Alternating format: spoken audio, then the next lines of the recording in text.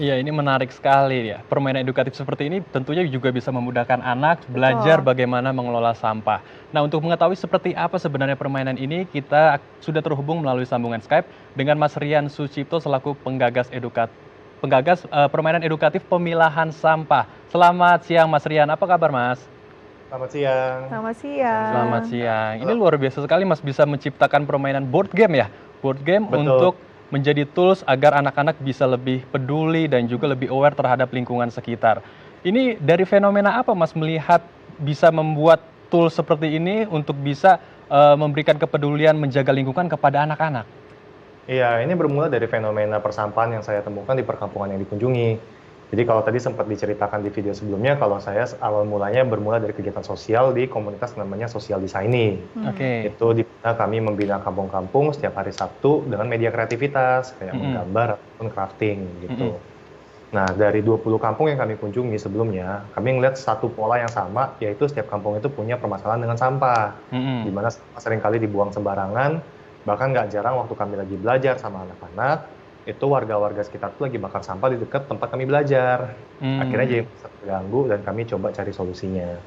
Hingga akhirnya ketemu deh kita coba menemukan uh, cara memberikan edukasi tentang pemilahan sampah lewat cara yang menyenangkan, yaitu dengan kartu edukasi ini, namanya Wila. Mm. Baik, berapa lama sih proses riset sampai akhirnya Mm-mm. terciptalah satu permainan yang memang bisa dilakukan atau digunakan untuk mengedukasi anak-anak tentang pentingnya memilah sampah? Kami buat proses perancangan itu sekitar 3 bulan saat itu, dari riset sampai hasil jadinya gitu. Yang lama di risetnya, setelah itu saat perancangan visual itu udah lebih singkat waktunya sih. Mm. Oke, ini saya sebenarnya penasaran nih, bagaimana dari kartu gitu ya, dari board game bisa menanamkan nilai menjaga lingkungan dengan memilah sampah. Seperti apa sebenarnya metode atau prosedurnya, Mas, dari permainan Oke. board game ini? Jadi sebenarnya memang sangat memungkinkan banget sih untuk belajar lewat permainan. Mm-mm. Ada satu istilah itu sebenarnya adalah game-based learning. Jadi di mana orang-orang lebih mudah untuk mempelajari sesuatu lewat game. Mm-mm. Nah, kalau dalam permainan kartu ini sendiri, salah satu cara paling yang kami terapkan untuk bisa membantu edukasinya adalah ngelihat pattern sebetulnya, ngelihat pola. Oke. Jadi pemain tuh kan akan ngelihat kartu ini untuk dibuka secara bergantian. Mm-mm. Ada unsur warna yang bisa menggambarkan kayak misalnya ini sampah organik itu dikasih warna hijau, Mm-mm. yang warna kuning untuk sampah plastik dan warna biru untuk sampah kertas. Jadi Mm-mm. saat pola ini diulang berkali-kali, itu akan secara lebih mudah akan diingat sama pelajarnya di situ. Selain itu juga ada beberapa unsur edukasi lainnya, kayak misalnya saat memulai ronde selanjutnya, Mm-mm. kartu sampah yang digunakan itu akan semakin sedikit. Mm. Kenapa kok kartu sampahnya bisa semakin sedikit? Karena beberapa sampah itu udah dipilah dan disimpan menjadi nilai ekonomis. Sehingga pun akan sadar, oh ternyata saat kita makin sering milah, Mm-mm. yang jadi sampah itu sedikit, selebihnya malah udah jadi koin, udah jadi nilai ekonomis di situ. Oke, jadi memang seperti itu menyenangkan sekali ya bisa Betul. melihat sampah yang tadinya satu benda yang mungkin dihindari oleh anak-anak khususnya, tapi ini menjadi Betul. satu hal yang menyenangkan untuk mereka belajar dan juga bisa mengedukasi mereka dan sadar akan lingkungan. Nah, sejauh ini Betul. sudah siapa saja nih yang ikut main Betul. permainan edukatif ini dan impact-nya seperti apa pada mereka? Oke, jadi awal mulanya tadi yang seperti saya ceritakan itu dipakai untuk edukasi ke anak-anak di perkampungan binaan dari komunitas sosial design ini. Mm-mm. Itu 20 kampung satu yang kami libatkan. Terus perlahan-lahan mulai berkembang, mulai ada pengajar dari kota lain yang mau coba pakai produknya Wilah ini untuk membantu edukasi. Mm-mm. Berkembang sampai sekarang udah nyampe ke kartu ini udah ada sekitar 900 piece yang udah digunakan di 17 kota di 8 provinsi di Indonesia sekarang. Wow. Oke, udah tersebar luas juga ternyata ya. Tersebar luas ya, luar Tapi biasa kalau ya. betul. Nah, setelah anak-anak bermain mungkin juga diajarkan sama Mas Rian. Ya. Kemudian sikap apa yang berubah dari anak-anak tersebut? Apakah mereka benar-benar langsung bisa menerapkan memilah sampah, kemudian juga bisa mengelola atau mungkin bahkan membuat sampah menjadi suatu kerajinan tangan? Oke, yang pasti kelihatan tuh adalah edukasinya jadi lebih mudah ditangkap. Oke. Kami ada riset pre-test dan post-test, jadi kayak kami menguji kemampuan anak memilah sampah sebelum sama sesudah menggunakan Wila. Mm-mm. Itu ada peningkatan pengetahuan pemilahan sampah sampai 37% dari sekali main aja gitu. Dari sekali main akhirnya anak-anak tuh lebih sadar, oh pemilihannya seperti ini. Tapi kalau langsung ke aksi, itu masih ada sedikit batasan. Kenapa? Karena gini yang jadi tantangan. Sekarang anak-anak udah teredukasi tentang pemilahan sampah, tapi masih butuh diimbangin sama fasilitas di situ. Nah, kalau kebetulan di kampung yang kami bina itu kami bisa sediakan fasilitas, bisa tambahkan pengajaran untuk gimana caranya sampah ini bisa diolah menjadi media yang kreatif kayak kerajinan, itu memungkinkan untuk kami atasi. Tapi untuk beberapa daerah lain yang mungkin nggak bisa langsung kami bersentuhan langsung, nggak bisa menyediakan fasilitas ataupun edukasi tambahan, itu masih jadi sedikit tantangan untuk kami. Tapi yang kelihatan jelas sih sebenarnya dengan sekali main kartu ini, bisa ada peningkatan edukasi pemilahan sampah sampai 37%.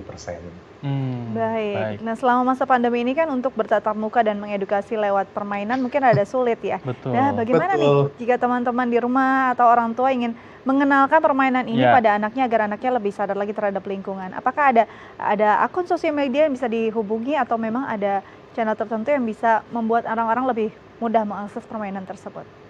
Bisa, kami sekarang Wilah ini punya, dikenalin lewat 2 akun. Satu tuh akunnya Wilah sendiri, namanya di Instagram wilah.cardgame, itu khusus untuk Wilah. Satu lagi adalah kami sekarang bikin penerbit board game edukatif, namanya Game for Change. Nah, di situ juga salah satu penerbit yang menaungi Wilah ini.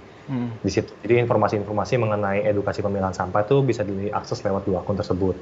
Selain itu, kalau misalnya orang tua pengen mengedukasi anak-anak tentang pemilahan sampah lewat game ini bisa dipesan ke rumah langsung, dan untuk belajarnya pun kami udah nyediain video cara bermainnya. Sudah ada tutorialnya ya? Udah ada gitu, dan udah beberapa reviewer juga yang menjelaskan cara bermainnya. Jadi memungkinkan banget untuk belajar dari rumah lewat permainan Wilah ini. Oke, cuma kan kalau anak-anak kids zaman now gitu ya, lebih suka kadang permainan-permainan itu yang melalui gawai atau gadget mereka. Board game seperti ini kemungkinan besar kurang diminati gitu oleh anak-anak zaman sekarang. Kemudian bagaimana nih pendekatan Mas Rian untuk menjangkau anak-anak milenial, terutama anak-anak yang di SMP atau SMA sekarang ini, Mas? Ya, menariknya setelah kami uji coba ini ke anak-anak, ternyata anak-anak itu betah mainin game ini sampai 1 jam lebih ternyata. Diulang-ulang mainin lagi. Sebenarnya permainan ini cuma 5-15 menit. Tapi waktu kami kunjungi ke daerah-daerah dan mengenalin ke anak-anak, mereka betah kok main untuk durasi 1 jam gitu. Jadi kadang-kadang kita pikir, wah kayaknya nggak bisa bersaing sama gadget. Ternyata nggak seperti itu kok.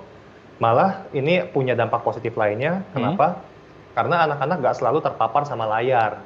Di situ kan satu, bisa mengurangi beban mata lelah untuk anak-anak satu sisi. Kedua juga meningkatkan interaksi antara anak-anak dengan teman-temannya, karena kan bisa tetap langsung. Misalnya kalau sekarang karena pelajaran serba di rumah belajarnya, jadi anak-anak dan keluarga pun sama orang tua tuh bisa berinteraksi lewat permainan board game. Justru itu yang menarik.